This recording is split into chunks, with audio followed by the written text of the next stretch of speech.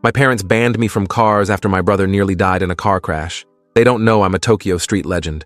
My parents made exactly one rule after they pulled my older brother Ethan from the wreckage of his Subaru on Highway 101. No driving, no cars, not even sitting in the driver's seat of a parked vehicle until I turned 25. They'd already sold both family cars and switched to ride shares exclusively, and they made me delete every racing video game from my console after catching me watching dashcam footage of the Wangan Expressway at 2 in the morning. Dad couldn't even watch car commercials without his hands starting to shake. The problem was that I'd inherited whatever gene made Ethan obsessed with speed, that same inexplicable need to feel an engine respond to your inputs and push a machine to its absolute limits. And now I was stuck in suburban California, taking the bus to community college, while my friends posted videos from track days and autocross events. Everything I wanted to do, everything I was apparently built for, had been locked away behind a rule born from trauma and fear. The worst part was visiting Ethan in the long-term care facility every weekend, watching him struggle through physical therapy to relearn how to walk after the crash shattered both his legs and fractured his spine in 3 places. He'd been street racing on a canyon road when he lost control, and the doctors said he was lucky to be alive. My parents said he was proof that cars were death machines, and anyone who got behind the wheel was playing Russian roulette with their life. I spent 6 months following their rule perfectly, taking buses and bumming rides and pretending I didn't care about cars anymore. But the craving never went away. It just got worse, like trying to ignore hunger by not thinking about food. I'd lie awake at night remembering the one time Ethan had let me drive his car in an empty parking lot before the crash, the way the steering wheel communicated every detail of the road surface, how the throttle response felt like a conversation between me and the machine. Everything changed when I started working part-time at a shipping company warehouse to save money for college, moving boxes and processing international freight manifests for minimum wage. My parents loved that I was being responsible and earning money doing something completely unrelated to vehicles. That's where I met Kenji Nakamura, a logistics coordinator who handled shipments between California and Japan. He'd noticed me studying Japanese during my lunch breaks and asked why I was learning the language. I told him the truth, that I was obsessed with Japanese car culture and wanted to understand the communities I watched in translated videos online. He laughed and said his nephew ran a small import shop in Shibuya that specialized in used performance parts, and if I was serious about learning, he could arrange a summer internship helping with inventory and translations. My parents didn't even hesitate when I asked about spending 3 months in Tokyo working at an auto parts warehouse. They saw it as cultural education and language immersion, a productive way to spend my summer that had nothing to do with actual driving. What they didn't know was that Kenji's nephew wasn't just running a parts shop. He was one of the most connected people in Tokyo's underground racing scene, and his shop was where street racers came to build their machines. I arrived in Tokyo in June with a suitcase full of clothes and a head full of theoretical knowledge about cars that I'd never actually applied. The shop was a narrow 3-story building wedged between a ramen restaurant and a convenience store in a part of Shibuya that tourists never saw. Kenji's nephew, a guy named Riku who looked about 30 and moved like he hadn't slept in days, took one look at me and asked in perfect English if I could actually drive or just talk about it. I admitted I'd only driven once, in a parking lot, and he laughed so hard he had to sit down. For the first 2 weeks, I just did inventory and helped customers, learning the difference between theoretical knowledge and practical understanding. I could identify every part, explain what it did, calculate the performance gains, but I'd never actually installed anything or felt how a car responded to modifications. Riku would test me constantly, holding up random components and asking what they were for, where they went, what other parts you'd need to make them work properly. I got about 90% right, and he seemed impressed despite his constant skepticism. The shop closed at 8 every evening, but the real work started at 9 when the street racers showed up. They'd roll in with cars that looked completely stock on the outside, but had tens of thousands of dollars in modifications hidden underneath. Riku would help them diagnose problems, suggest upgrades, and occasionally go out with them to test builds on the expressway. I watched from the shop, organizing parts and pretending I wasn't dying to be out there with them. On my 3rd Friday night, a guy named Daiki brought in a heavily modified Nissan Skyline that was misfiring during boost. Riku was dealing with another customer, so he told me to hook it up to the diagnostic computer and start pulling codes. I found the problem in about 10 minutes, a failing ignition coil that was breaking down under the stress of increased boost pressure. Daiki asked how old I was and seemed genuinely surprised when I said 18. He asked if I'd ever actually worked on cars before, and I admitted this was my first hands-on experience despite years of studying. He pulled Riku aside, and they had a conversation in rapid Japanese that I couldn't quite follow. Then Daiki looked at me and asked in English if I wanted to see what his car could do once we fixed it. We replaced the coil, and I rode in the passenger seat as Daiki took the Skyline out onto the Shudo Expressway after midnight when traffic was light. He went through the gears and hit boost, and the acceleration pressed me back into the seat with a force I'd only experienced on roller coasters. The way the car handled, the precision of the steering, the sound of the turbos spooling up, It was everything I'd imagined multiplied by 1,000. We got off the expressway and drove through surface streets back to the shop, and I couldn't stop grinning despite trying to play it cool. Daiki told Riku I had good instincts and asked if I'd be interested in learning more practical skills beyond just parts identification. That's how I started actually working on cars instead of just reading about them. Riku would have me assist with installations, teaching me the difference between textbook torque specs and real-world adjustments. I learned how to diagnose problems by sound and feel, how to test drive cars, and interpret what the vehicle was telling you through steering feedback and throttle response. Within a month, I could rebuild a transmission and tune a fuel map, skills that usually took years to develop. I was living in a tiny apartment above a convenience store that Riku helped me find, and I'd spend every evening at the shop until 2 or 3 in the morning, then sleep for a few hours before starting again. My parents would video call once a week, and I'd show them the parts warehouse during business hours, talking about cultural experiences and language practice, while carefully avoiding any mention of what happened after the shop closed. The racing community started to recognize me as Riku's American apprentice, this kid who could diagnose problems faster than mechanics with decades of experience, but had never actually raced. They'd joke about it constantly, calling me the professor or the engineer, someone who understood the theory perfectly, but had no practical application. It didn't bother me because I knew they were right. I'd never raced, never pushed a car to its limits in a competitive situation, never felt what it was like to have someone challenging you at 140 kilometers per hour through traffic. That changed on a Wednesday night in August when Riku needed someone to move a customer's car from the shop to a parking garage across town. The customer was a regular named Haru, who ran a small crew of racers and had dropped off his Toyota Supra for a turbo upgrade. The job was supposed to be simple, just drive it 15 minutes across Shibuya and park it where he'd pick it up the next day. But when I got behind the wheel, something clicked in a way that watching and learning never had. The Supra had a sequential transmission and enough power to break the rear wheels loose in 3rd gear. Just driving it normally through traffic, I could feel the potential, the way it wanted to go faster, how it responded to the smallest steering inputs. I took a slightly longer route than necessary, finding empty stretches of road where I could accelerate harder and feel how the car handled under power. By the time I parked it at the garage, I understood something I'd never fully grasped from the passenger seat. This wasn't just about speed or mechanical knowledge. It was about the conversation between driver and machine, the way you had to listen and respond and push back, a dance that required instinct as much as skill. Haru was waiting at the garage when I arrived, and he knew immediately that I'd done more than just drive his car across town in traffic.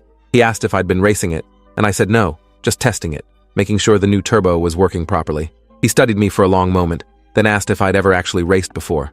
I admitted I hadn't, and he laughed and said that was obvious from how carefully I'd driven his very expensive car. He offered to let me come out the next night and watch his crew run some races on the Bayshore route, the infamous stretch of expressway where Tokyo's fastest racers had been testing themselves for decades. I asked Riku if it was okay, and he just shrugged and said I'd learn more in one night of watching races than in a month of working on cars in the shop. The Bayshore route at 2 in the morning was unlike anything I'd experienced. The expressway was nearly empty, except for occasional trucks, and when Haru's crew rolled up in a convoy of modified cars, I could feel the tension and excitement radiating off everyone. They were racing from one rest stop to another, about 15 kilometers of mostly straight road where terminal velocity mattered more than cornering skill.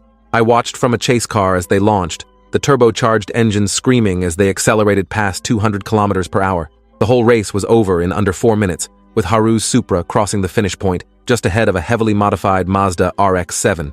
Back at the rest stop, everyone was analyzing what happened, discussing gear ratios and boost pressure and where they gained or lost time. One of Haru's crew members, a woman named Yuki, who drove a Mitsubishi Lancer Evolution, asked me what I thought of the race. I walked her through everything I'd observed, pointing out where the Mazda had better acceleration off the line, but lost ground in the higher speed ranges. How Haru had used the Supra's power advantage to pull ahead once they were both above 180. She listened carefully, then asked if I could drive like I talked. I said honestly I didn't know, that I'd never had the chance to find out. She tossed me her keys and told me to take her car for a run, just me on the empty expressway to see what I could do. Her Lancer had an aggressive clutch and a short-throw shifter that required precision, and the all-wheel drive system meant it handled completely differently from the rear-wheel drive cars I'd been studying. I took it through the gears carefully, feeling how it responded, where the power came on, how the weight transferred under acceleration and braking. By the 3rd run, I was pushing harder, taking it up to 170 and feeling how stable it stayed at speeds that should have been terrifying. When I came back to the rest stop, Yuki asked what I thought of her setup, and I suggested 3 specific modifications that would address the turbo lag I'd felt in the mid-range. She pulled out her phone and showed me her modification list, and 2 of my 3 suggestions were already planned for the next month. Haru asked if I wanted to try racing, actual competition against another car instead of just solo runs. Every instinct told me to say no, that this was exactly what my parents had forbidden, that getting involved in street racing was betraying their trust and risking everything they feared. But standing there on the Bayshore route with the Tokyo skyline glowing in the distance and these people who'd accepted me into their community, I couldn't make myself walk away. I said yes, and Haru set up a race between me and Yuki's Lancer and a newer member of their crew driving a Nissan Silvia. The race was the same 15-kilometer stretch, and I'd be starting from a disadvantage because the Lancer had less peak power than the Silvia. When the flag dropped and we launched, I felt everything I'd learned crystallize into pure instinct. I kept the revs in the optimal power band, shifted at exactly the right points, and used the all-wheel drive traction to stay ahead through the first few kilometers. The Silvia was faster in a straight line, but I could brake later and accelerate earlier, and by the time we hit the finish point, I was 3 car lengths ahead. The feeling of winning that first race was unlike anything I'd experienced, a combination of adrenaline and accomplishment and pure joy that made every cautious decision I'd made in my life feel like wasted time. Back at the rest stop, Haru's whole crew was talking about my driving, surprised that someone who'd never raced before could be that smooth and consistent. Yuki said I drove like someone with years of experience, and I explained that I'd spent those years studying instead of practicing, learning the theory so thoroughly that applying it felt natural once I finally had the chance. Haru asked if I wanted to race again next week, and I agreed before really thinking about the implications of what I was committing to. Over the next month, I raced almost every night, learning the different routes and styles that define Tokyo's street racing culture. The Bayshore route for straight-line speed, the Wangan Expressway for sustained high-velocity runs, the mountain passes outside the city for technical driving that required precision and bravery. I was getting better rapidly, winning more races than I lost, and people started to recognize me as that American kid who drove like he'd been doing this his whole life. Riku pulled me aside one night and asked if I understood how dangerous this was, not just the physical risk, but the legal consequences if I got caught. I said I understood, but I couldn't stop now that I'd finally found what I was supposed to be doing. He didn't try to talk me out of it, just made me promise to be smart and avoid unnecessary risks. The racing community has a hierarchy, with the fastest and most respected drivers occupying the top tier. They're the ones who'd been racing for decades, who knew every road and every technique, whose cars represented hundreds of thousands of dollars in modifications and countless hours of tuning. I was nowhere near that level yet, still proving myself in the lower ranks, but I was moving up faster than anyone expected, and that started to attract attention I wasn't ready for. A crew from Yokohama challenged Haru's group to a series of races, putting up significant money and reputation. Haru's usual drivers were all committed, but he needed one more person for the team race format they'd agreed to. He asked if I was ready to race at that level, against drivers who'd been doing this since before I was born, and I said yes, even though I was terrified. The race was scheduled for a Saturday night in September, and the format was brutal. 5 drivers per team, racing simultaneously on different routes across the city, with the team's total time determining the winner. I'd be running the C1 loop, the circular expressway that required maintaining high speeds through constant curves and elevation changes. It was considered one of the most technically demanding routes, and Haru was trusting me with it despite my limited experience. I spent the week before the race studying the C1 loop obsessively, riding along with other drivers and memorizing every curve, every merge point, every place where the road surface changed. Yuki let me practice in her Lancer for hours, running the route dozens of times until I could navigate it perfectly, even when exhausted. The night of the race, I was so nervous I could barely eat, but once I was behind the wheel waiting for the start signal, everything else fell away. The race was chaos in the best possible way, with all 5 drivers from each team launching simultaneously and spreading out across Tokyo. I pushed the Lancer harder than I'd ever pushed any car, taking corners at speeds that felt impossible, threading through the minimal traffic with inches to spare. The C1 loop took me just under 12 minutes, and when I got back to the meeting point, I was the second driver to arrive, just behind one of Haru's veterans. We won by a combined margin of 43 seconds, and the Yokohama crew was stunned that Haru had brought in a complete unknown who'd posted one of the fastest C1 times of the night. After that race, my reputation changed completely. People started calling me Ghost, because I'd appeared out of nowhere and driven like I'd been racing in Tokyo my entire life. Haru offered to sponsor me properly, providing cars and parts and entry fees for bigger races if I wanted to pursue this seriously. I said yes, even though I knew it meant lying to my parents more extensively and taking risks that went far beyond what they'd forbidden. I convinced myself I was being careful, racing only on routes I knew well, maintaining the cars meticulously, always having an escape plan if police showed up. But deep down, I knew I was doing exactly what had nearly killed Ethan, just in a different country where my parents couldn't see. My summer internship was supposed to end in late September, but I convinced my parents to let me stay through the fall semester, claiming the shop wanted to keep me on and I could take online classes. They agreed reluctantly, and I used the extra time to establish myself further in the racing scene. By November, I was racing 3 or 4 times a week, winning enough to cover my expenses and start building my own car with Riku's help. We found a Nissan 180SX that had been wrecked in the rear and rebuilt it from the ground up, installing a built engine with a larger turbo and suspension components that cost more than the car itself. Working on my own car was different from working on customers' vehicles. Every part I installed, every adjustment I made, it all directly affected how the car would perform when I drove it. Riku taught me how to tune the engine management system, adjusting fuel and timing maps to extract maximum power while maintaining reliability. By December, the 180SX was ready to race, and taking it out for the first time felt like stepping into a machine that was built specifically for how I drove. Everything responded exactly as I expected, because I'd designed it that way, choosing gear ratios and suspension settings that matched my style perfectly. I entered a major race series that ran through the winter, a points-based championship across multiple routes with the best drivers in the Kanto region. The competition was intense, with drivers who'd been racing for 20 years going against newer racers like me who brought fresh approaches and fearlessness that came from not fully understanding how dangerous this was. I finished third in the first race, second in the next two, and won the fourth race outright, beating a driver named Takeshi who'd won the championship for the past 3 years. That victory changed everything. Suddenly, I wasn't just some promising newcomer. I was a legitimate threat to the established order, someone who could actually win the championship if I stayed consistent. The racing community started treating me differently, with more respect, but also more scrutiny. People wanted to know where I'd learned to drive, who'd trained me, why an American teenager was suddenly dominating races against Japan's best street racers. The attention got back to Kenji in California, who called me in January asking what exactly I'd been doing in Tokyo beyond working at his nephew's shop. I admitted everything: the racing, the wins, the car I'd built, the championship series I was leading. He was quiet for a long moment, then asked if my parents knew. I said no. They thought I was just working at an auto parts shop and taking online classes. He told me I was playing with fire, and that secrets this big always found a way to come out. But he didn't tell me to stop. He just made me promise to be more careful, and to think about what I'd do when the summer ended, and I had to return to California. The championship came down to the final race in March, with me and Takeshi separated by just 11 points. The route was a combination run, starting on the Wangan, cutting through surface streets in central Tokyo, then finishing on a mountain pass outside the city. It would test everything: straight-line speed, technical driving, and the ability to adapt to different conditions rapidly. The night of the final race, I stood at the starting line with my 180SX, surrounded by the best drivers in Tokyo, and I felt completely calm, despite knowing this race would define everything I'd built over the past 9 months. When the flag dropped, I drove the race of my life, staying ahead of Takeshi through the Wangan section, maintaining my lead through the chaotic surface streets, and then pushing hard through the mountain pass despite rain starting to fall halfway through. I crossed the finish line first, beating Takeshi by 6 seconds, and winning the championship at 18 years old after less than a year of actual racing experience. The celebration afterward was massive, with hundreds of people from the racing community coming out to acknowledge what I'd accomplished. Haru gave a speech about natural talent and dedication.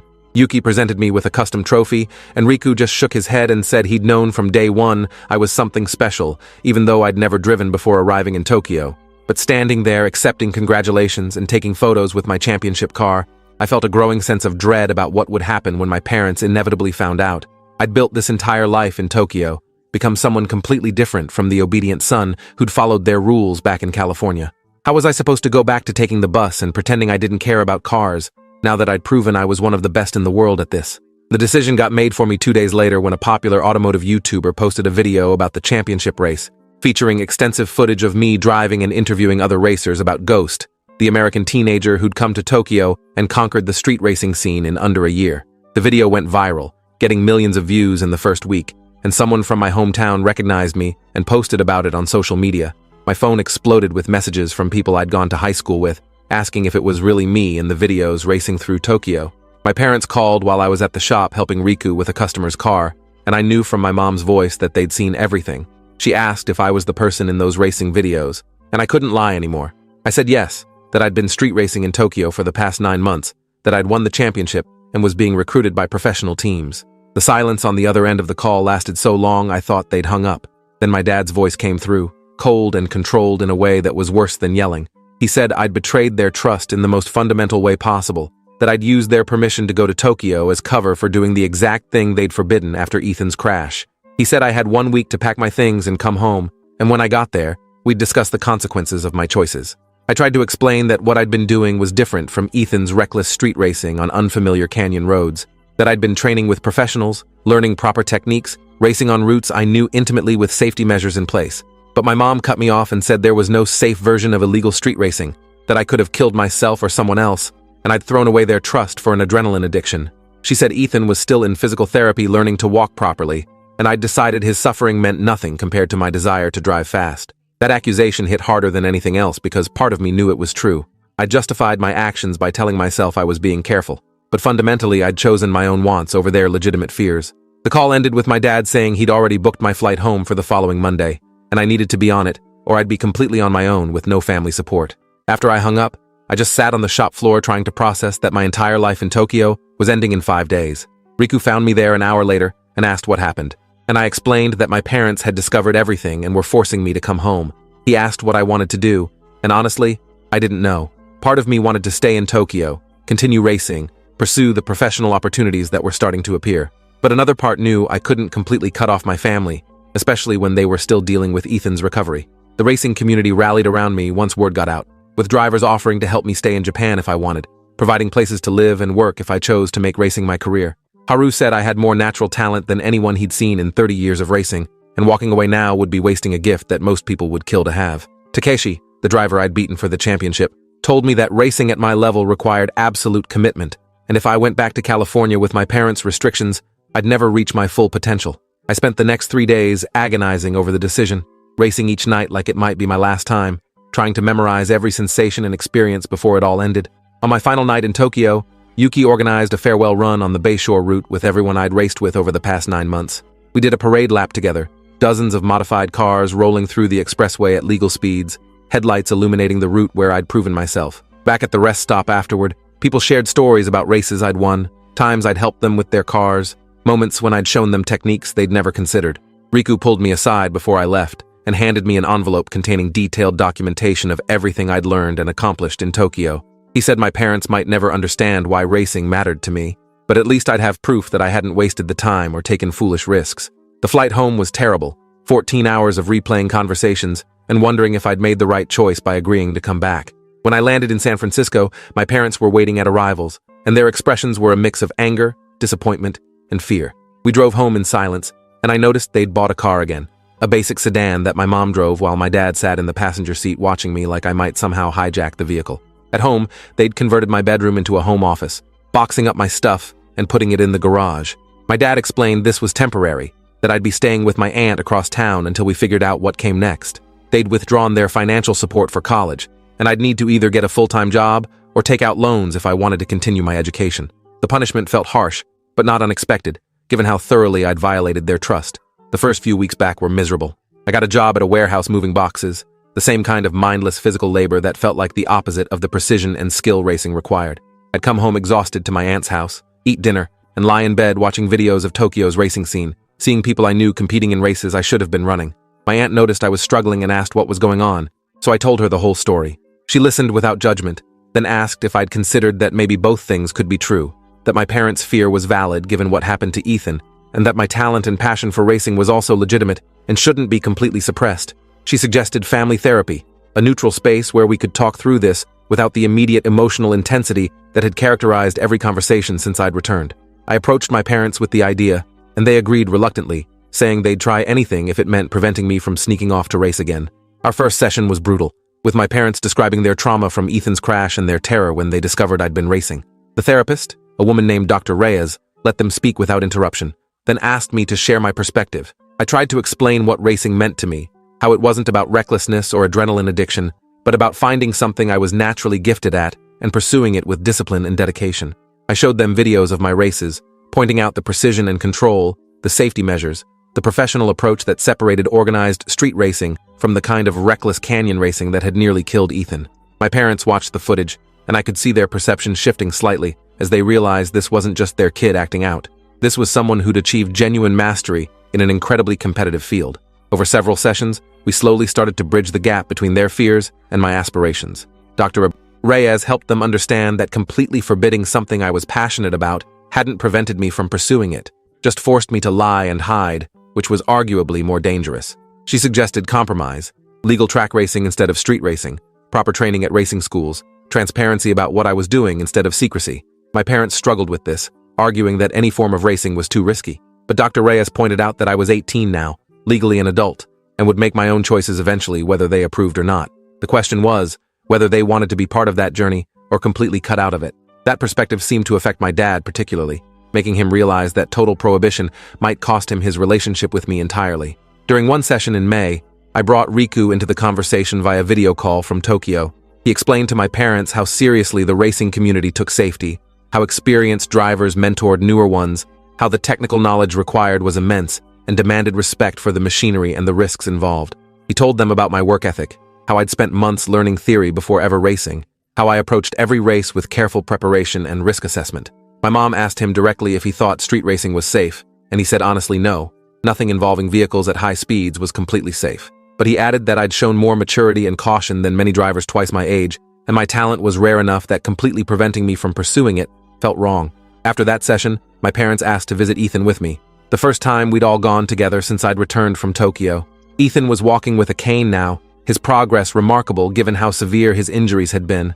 When we were alone, I told him about Tokyo, about becoming a championship racer, about how our parents had reacted. He listened to everything, then said something I hadn't expected. He told me he'd been reckless when he crashed, racing someone he didn't know on a road he'd never driven, in a car that wasn't properly maintained. He'd been showing off more than actually racing. What I'd done in Tokyo sounded completely different, professional and measured. He said he didn't want his mistakes to prevent me from pursuing something I was genuinely talented at, and he'd talk to our parents about loosening their restrictions if I promised to do this the right way. That conversation shifted something fundamental in my family's dynamic. With Ethan's support, my parents agreed to let me pursue racing under specific conditions. I could attend a professional racing school to get proper training, compete in legal track events with safety regulations, and work toward getting a competition license. Street racing was still absolutely forbidden, and any violation would result in permanent consequences. I accepted their terms, knowing this was as close to a blessing as I'd get. Over the summer, I attended a performance driving school in Northern California, learning advanced techniques from professional instructors in a controlled environment. It felt strange at first, racing on closed tracks with safety barriers and flag marshals, so different from the wild freedom of Tokyo's streets. But I had to admit the instruction was valuable, teaching me things I'd missed learning on my own.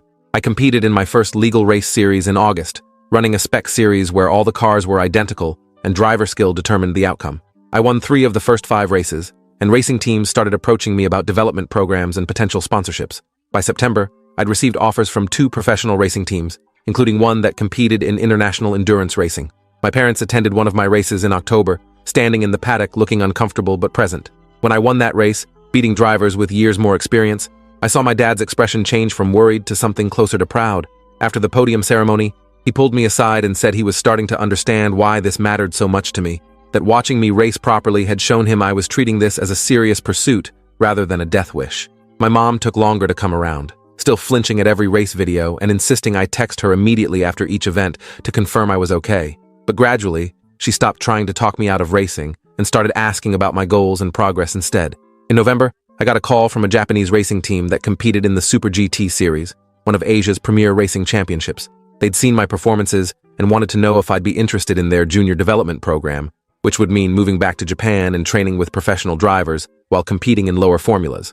The offer was incredible, a legitimate path to becoming a professional racing driver, but it would mean leaving California again and asking my parents to trust me in Tokyo after everything that had happened. I brought the offer to my parents during one of our family dinners, explaining what the program entailed and what it could mean for my future. They listened carefully, asking detailed questions about safety protocols, supervision, housing arrangements, everything they needed to know to feel comfortable with their son moving across the world to race cars for a living. My dad asked what the alternative was if I turned down the offer, and I admitted I'd probably stay in California, race locally, maybe go to college for mechanical engineering. My mom asked which option would make me happier, and I told her the truth. Racing professionally in Japan was what I wanted more than anything, but not if it meant completely destroying my relationship with them. They asked for a week to think about it, and I waited anxiously while they processed the decision. During that week, Ethan called me several times, talking through his own regrets about racing recklessly and encouraging me to pursue this opportunity the right way. He said watching me succeed at something he'd failed at didn't make him jealous. It made him hopeful that talent and passion could lead to something positive instead of tragedy. His support meant everything, giving me permission to chase this dream without guilt about his injuries. My parents called me over for dinner the following Sunday, and from their expressions, I couldn't tell what they'd decided. We sat down, and my dad explained they'd spent the week researching the team, the program, the safety record of professional motorsports in Japan. They'd spoken with Ethan extensively, with Dr. Reyes, and with each other about what felt right despite their fears. Then my mom said something I hadn't expected. She told me they'd realized they couldn't protect me from everything by forbidding things, that trying to control my choices had only created distance and deception. She said if I wanted to pursue professional racing, they'd support me, but with conditions: regular communication, transparency about any accidents or close calls, and a promise that I'd walk away if I ever felt I was taking unnecessary risks just to win.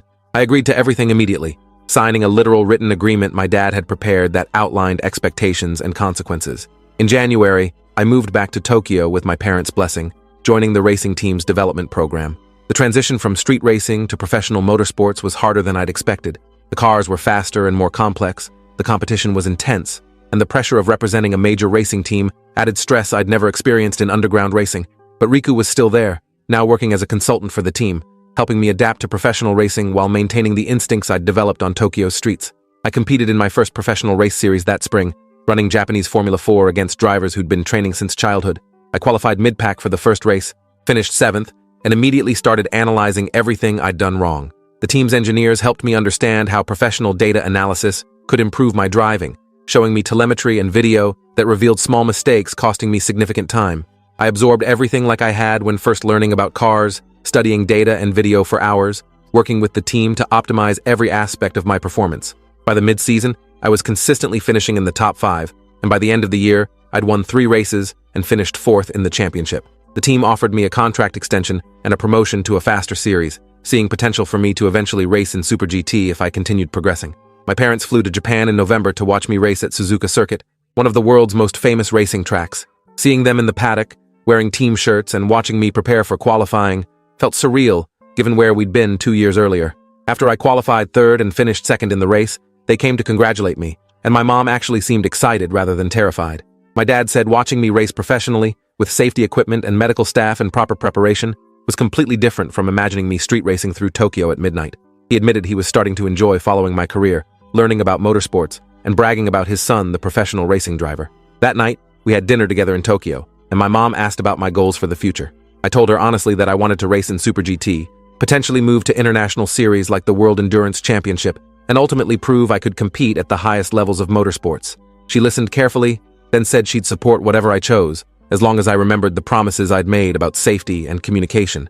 Ethan video called during dessert, joining our celebration from California, where he was finishing his degree and working as a driving instructor, teaching new drivers the fundamentals in a controlled environment.